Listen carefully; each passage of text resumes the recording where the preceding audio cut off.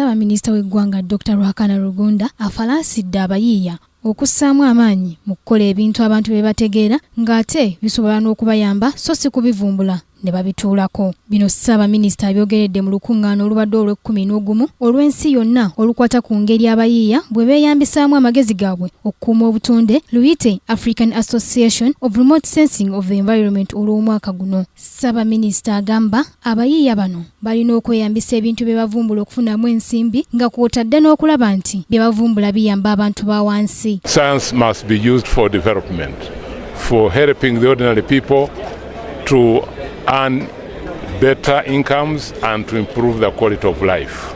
And we believe that our people should be responsive to using new scientific discoveries and knowledge that is available to improve the quality of life through improved production and many other activities. Dr. Yazid Bamutaze akulira ekitongole ekisomesa eby'embeera y'obudde n'obutonde ku ssettendekero Makerere agamba bafuba okulaba nga bavumbula ebintu eby'enjawulo nga beeyambisa tekinologiya okubulira abantu ebintu ebisobola okuba nga tebiraze. Twagala kukyusa ebintu tubijje mu labs, tubijje mu university, tubituuse ku muntu wa bulijjo kuba kyonna kye tuba tukola nga aba scientists wogattako abalala aba developing technology wogattako abalala abakola decisions nti wetukwatira awamu fenna awamu tusobola okufunamu omulamwa technology okumujja eri gyatandikira muba musoma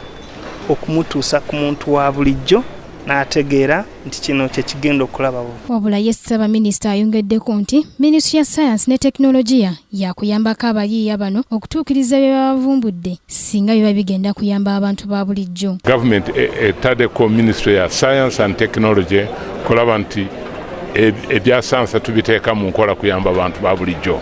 Bo abayiiya bagamba nti bafuna okusomoozebwa kungi naddala okuva eri abantu abatakkiririza bwe bakola. Nositowa naye ennyogoza esobola okutereka ebintu nga obutunda, emiyembe, emicungwa neteeka nakati doodo bugga. Abantu tebakkiriza mbu asobola okukuuma ennyaanya ze okumala wiiki 3 oba omwezi. Naye tugezaako okubasomesa mu training zaffe ez'enjawulo tubalage mbu kisoboka bwasobola okumala omwezi ng'atunda ennyaanya ze ate ku bbeeyi ennungi. Joanita Mbabazi, Kingdom TV, amalindirire. This is Kingdom TV.